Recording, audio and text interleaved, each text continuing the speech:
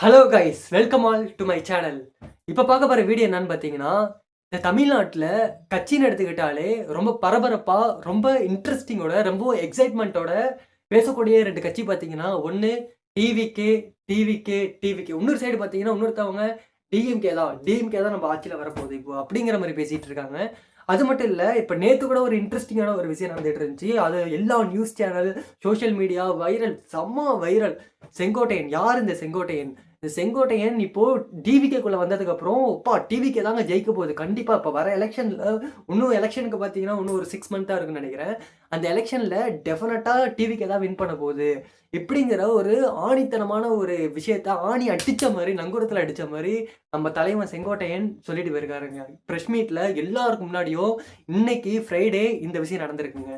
So நம்ம டீப்பாக என்னதான் நடந்துச்சு இந்த விஷயத்தில், டிவிக்கு ஏன் இந்த அளவுக்கு ரொம்ப ஃபேமஸ், என்னதான் நடக்குது, செங்கோட்டையன் எதுக்காக டிவிக்குள்ளே வந்து ஜாயின் பண்ணாங்க, இதுக்கு பின்னாடி என்னென்ன நடந்துச்சு, செங்கோட்டையனோட ஹிஸ்ட்ரி என்னன்னு சொல்லிட்டு ஃபுல்லாக இந்த டீட்டெயிலாக ஒரு ஷார்ட் அண்ட் டர்மாக உங்களுக்கு புரிகிற மாதிரி இந்த வீடியோவில் நான் சொல்ல போகிறேன். So let's get in to the video now.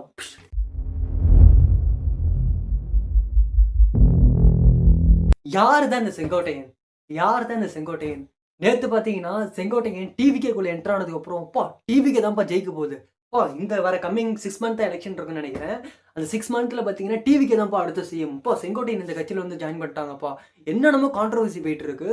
எந்த நியூஸ் எடுத்தாலும் சரி, எந்த நீங்க யூடியூப், சோசியல் மீடியா எங்க பார்த்தாலும் சரி, டிவிகே, டிவிகே, டிவிகே. நம்ம செங்கோட்டையன் டிவிகேல வந்து ஜாயின் பண்ணிட்டாருப்பா. அவர் தான்ப்பா அடுத்த விஷயம் அப்படின்ட்டு அந்த மாதிரி தான் போயிட்டு இருக்கு. ஸோ ஃபர்ஸ்ட் யார் இந்த செங்கோட்டையன்? இதை பற்றி தான் நம்ம பார்க்க போகிறோம்.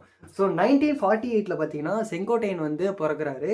அவர் பிறந்ததுக்கு அப்புறம் பார்த்தீங்கன்னா அவரோட 20வது வயசுல அவர் அரசியலுக்குள்ள காலை எடுத்து வைக்கிறாரு.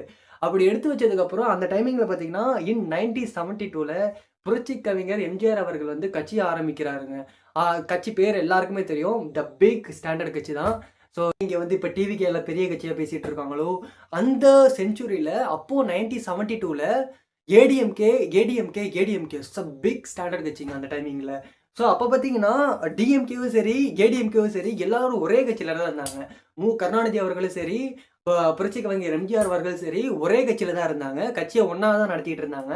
அதுக்கு அப்புறம் கொஞ்ச நாளுக்கு அப்புறம் பார்த்தீங்கன்னா நல்ல பல கொஞ்சம் சிக்கல்கள் பிரச்சனைகள்லாம் வந்ததுக்கப்புறம் 2 பேரும் கட்சியை விட்டு பிரிகிறாங்க. டிஎம்கே தனியாகவும் ஏஐடிஎம்கே தனியாகவும் பிரிகிறாங்க. பிரிஞ்சதுக்கு அப்புறம் தான் அப்போ கூட நம்ம தலைவர் செங்கோட்டையன் என்ன பண்ணுறாருன்னு பார்த்தீங்கன்னா ஏடிஎம்கே சூஸ் பண்ணி எம்ஜிஆர் கிட்ட தாங்க போகிறாங்க.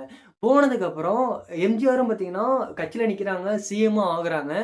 ஆனதுக்கப்புறம் இவரு எலெக்ஷன்ல நின்னாரு. இவரும் பார்த்தீங்கன்னா எம்எல்ஏவும் ஆகுறாரு. அந்த இடத்துல மேசிவான சக்ஸஸை இவரும் பார்க்குறாரு. எனக்கு ஒன்று புரியல, எப்படி தான் ஒரு மனுஷனால ஒரு கரெக்டான வே சூஸ் பண்ணி இப்போ இங்கே போனால் நமக்கு கண்டிப்பாக ஜெயிச்சிடலாம், இங்கே போனால் நம்ம கண்டிப்பாக ஜெயிச்சிடலாம். இது எதுக்கு சொல்கிறேன்னு சொல்லிட்டு இப்போ உங்களுக்கு புரியாது, நான் சொல்ல உங்களுக்கு புரியும். ஏன்னு பார்த்தீங்கன்னா இவரோட கட்சி பார்த்தீங்கன்னா மொத்தம் 10 வருஷம் இவர் எம்எல்ஏங்க. இந்த 10 வருஷத்துக்குள்ள ஏடிஎம்கேல எவ்வளவோ பிரச்சனை. அந்த பிரச்சனை பார்த்தீங்கன்னா அப்போ மட்டும் இல்லை, இப்போ வரைக்கும் அந்த பிரச்சனை நடந்துட்டு தான் இருக்குது. யார் அடுத்த சிஎம், யார் அடுத்த ஆப்போசிஷன் லீடராக நிற்கலாம். பார்த்தீங்கன்னா புரட்சி கவிஞர் எம்ஜிஆர் அவர்கள் இருந்தாங்க. புரட்சி கவிஞர் எம்ஜிஆர் அவர்கள் இறந்த பிறகு பார்த்தீங்கன்னா நம்ம ஜானகி எம்ஜிஆர், இவங்க யாரும் பார்த்தீங்கன்னா எம்ஜிஆரோட மனைவி, சரிங்களா? இவங்க வந்து அடுத்த ஒரு முதலமைச்சராக இவர் இறந்த பிறகு இவங்க வந்து ஆட்சி பண்ணிட்டு இருந்தாங்க. இவங்க ரொம்ப வருஷங்கள்லாம் கிடையாது, ஒரு சில நாட்கள் மட்டும் தான் பண்ணிட்டு இருந்தாங்க. அந்த டைமிங்கில் ஏடிஎம்கேல பார்த்தீங்கன்னா அவங்க அரௌண்ட் 70 எம்எல்ஏஸ் கிட்ட வந்து அவங்க வச்சிருந்தாங்க. ஸோ அவங்களே பார்த்தீங்கன்னா பாதியாக பிரிஞ்சு, ஏன்னா இவங்களுக்கு ஜானகி எம்ஜிஆர் அவர்களுக்கு வந்து அந்த அளவுக்கு மக்கள் என்ன பேச ஆரம்பிச்சாங்க, இவங்களுக்கு அந்த அனுபவங்கள்லாம் கிடையாது. ஸோ இவங்க ஜெயலலிதா அம்மாவுக்கு அந்த அளவுக்கு அனுபவங்கள் வந்து அதிகமாக இருக்குது. ஸோ இவங்க தான் வந்து முதலமைச்சராக வரணும், ஸோ இவங்க தான் வந்து முதலமைச்சராக வரக்கூடாதுன்னு சொல்லிட்டு எல்லாரும் பேசிகிட்டு இருந்த கட்டத்தில் எல்லா அமைச்சர்களும் பார்த்தீங்கன்னா இவங்க சைடில் தான் போயிருந்தாங்க. யாருன்னு பார்த்தீங்கன்னா ஜானகி எம்ஜிஆர் அவர்கள் சைடில் தான் போயிருந்தாங்க. ஸோ அதுக்கப்புறம் இவங்க சைட்லேயே பார்த்தீங்கன்னா கட்சியை பிரித்து கொடுக்குறாங்க. இவங்களுக்கு வந்து ஜானகி அம்மாளுக்கு பார்த்தீங்கன்னா 2 புறா அந்த சிம்பிளும், இவங்களுக்கு பார்த்தீங்கன்னா சேவல் சிம்பிளும் கொடுக்குறாங்க. ஸோ இது கொடுத்ததுக்கப்புறம் இவங்க ஒரு கட்சி இங்கே ஒரு கட்சி நடந்துட்டு இருக்கு. இவங்க 2 பேருக்கு இடையில பார்த்தீங்கன்னா யார் முதலமைச்சராக வரும்னு சொல்லிட்டு இங்கே எலெக்ஷன் போயிட்டு இருக்கிற நேரத்தில் பார்த்தீங்கன்னா அவுட் சைடில் ஒரு சைடு காங்கிரஸ் நிற்கிறாங்க, ஒரு சைடு பார்த்தீங்கன்னா டிஎம்கே நிற்கிறாங்க. ஸோ அங்கேயும் ஒரு பெரிய கட்சிலாம் எல்லாமே கார்னர் பண்ணி எல்லாருமே நிற்கிறாங்க, எல்லாம் நடந்துகிட்டு இருக்குது. ஸோ ரொம்ப விறுவிறுப்பாக போயிட்டு இருந்த கட்டத்தில் இது நம்ம செங்கோட்டையன் என்ன பண்ணுறாரு, இந்த சைடில் ஜெயலலிதா அம்மா சைடில் பார்த்தீங்கன்னா 33 அமைச்சர்களும், அந்த சைடில் பார்த்தீங்கன்னா 70 அமைச்சர்களும் நின்னாங்க. ஸோ எல்லாரும் நம்பினது பார்த்தீங்கன்னா, ஓகே ஜானகி அம்மாள் எம்ஜிஆர் அவர்கள் தான் வந்து அடுத்த சிஎம்மா வரப்போறாங்கன்னு சொல்லிட்டு நம்பிக்கையில இருந்தப்போ, எல்லாரும் ஓட்டு போட்டது பார்த்தீங்கன்னா, நம்ப அதான் வந்து எல்லா மக்களும் பார்த்தீங்கன்னா, அவங்களுக்கு தான் ஆதரிச்சாங்க. நான் எல்லாரும் சொல்லக்கூடிய ஒரு வார்த்தை பார்த்தீங்கன்னா, the most powerful woman in this தமிழ்நாடுன்னு கூட நம்ம சொல்லலாம். பெருமையா சொல்லலாம். ஸோ அந்த அளவுக்கு ரொம்ப பவர்ஃபுல்லான ஒரு உமன். அவங்கள தான் வந்து எல்லாரும் ஆதரிச்சாங்க. அப்ப கூட நம்ம செங்கோட்டையன் எந்த பக்கம் நின்னாங்க பார்த்தீங்கன்னா, அந்த 33 அமைச்சர்கள் சொன்னோம் பார்த்தீங்களா, அந்த ஜெயலலிதா அம்மா கூட. ஸோ அந்த இடத்துல தான் செங்கோட்டையன சூஸ் பண்ணி அங்க போனாங்க. அதுக்கப்புறம் செங்கோட்டையனையும் வந்து எம்எல்ஏ அந்த எலக்ஷன்ல நிக்கிறாங்க. எம்எல்ஏவும் ஆகுறாரு. ஆகுனதுக்கப்புறம் அவரோட வாழ்க்கை சக்சஸ் ஃபுல்லாவே வேற மாரி இருக்குங்க. 1977ல பார்த்தீங்கன்னா, சத்தியமங்கலத்துல எம்எல்ஏவா இருந்திருக்காரு. அதுக்கப்புறம் பார்த்தீங்கன்னா, 1980, 1984, 1989, 1991, 1996, 2006 அதுக்கப்புறம் 2011, 2016, 2021 9 வருஷம். இந்த 9 வருஷத்துல ஒரே பிளேஸ்ல ஆ கோபிச்செட்டிப்பாளையத்துல எம்எல்ஏவா அவரோட ஆட்சிய வந்து ஸ்ட்ராங்கா நிலைநிறுத்தி வச்சுட்டு இருந்திருக்காருங்க. ஸோ எப்படிப்பட்ட மனுஷன் மட்டும் நீங்க பாத்துங்க. ஸோ இவரு இப்போ டிவிகேக்குள்ள என்டர் ஆனதுக்கப்புறம் எல்லா மீடியாஸும் சரி, எல்லா நியூஸ் எல்லாருமே ரொம்ப வைரலா பேச ஆரம்பிச்சுட்டாங்க. அடுத்த சிஎம் நம்ம டிவிகேவா? ஏன்னா இவரும் பாத்தீங்கன்னா நம்ம தலைவர் செங்கோட்டையனையும் பாத்தீங்கன்னா அதான் சொல்றாரு. நம்ம எம்ஜிஆர வந்து விஜய்க்குள்ள பார்க்க முடியுது என்னால இப்போ. எம்ஜிஆர் கட்சி ஆரம்பிச்சப்போ எப்படி எல்லாருமே வந்து எப்புட்றா ஒரு ஆக்டர் வந்து எப்படி கட்சி ஆரம்பிச்சதுக்கப்புறம் ஆக்டிங்கும் கட்சி எல்லாம் ஒண்ணாயிடுமா? அப்படிங்கிற மாரி பேசிட்டு இருந்தாங்க. கண்டிப்பா எம்ஜிஆர்லாம் வரமாட்டாருங்கிற மாரி பேசிட்டு இருந்தாங்க.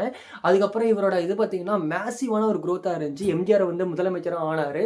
அதுக்கப்புறம் அதுலேருந்து அவரோட இறப்பு வரைக்கும் பார்த்தீங்கன்னா, ஒரு மனுஷனால கூட யாரெல்லாம் கட்சியில அவருக்கு ஆப்போசிஷன் லீடரா இருந்தாங்களோ யாராலயும் அவர டச் கூட பண்ண முடியல. மீன்ஸ் அவர அந்த இடத்த வந்து யாராலயும் பிடிக்க முடியல. அடுத்த முதலமைச்சர்ங்கிறது அவர் இருக்கிற வரைக்கும், அவர் ஆண்ட காலம் வரைக்கும்.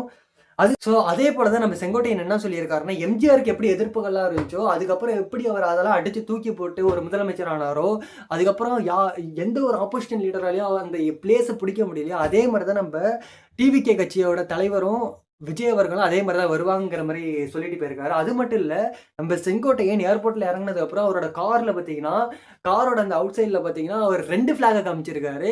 அஸ் யூசுவல் ஏதாச்சும் ஒரு ஃபிளாக் காமிக்கலாம். இந்த மனுஷன் என்ன பண்ணியிருக்காரு, 2 ஃபிளாக் காமிச்சிருக்காரு. ஒண்ணு பார்த்தீங்கன்னா, ஏடிஎம்கேயோட ஃபிளாகும், ஒரு சைடு பார்த்தீங்கன்னா, டிவிகேயோட ஃபிளாகும் காமிச்சிருக்காரு. ஸோ இது ஒரு கான்ட்ரோவர்சியா போயிட்டுருச்சு. இதுக்கும் அவர் தலைவன் மாசா ரிப்ளை பண்ணியிருக்காரு.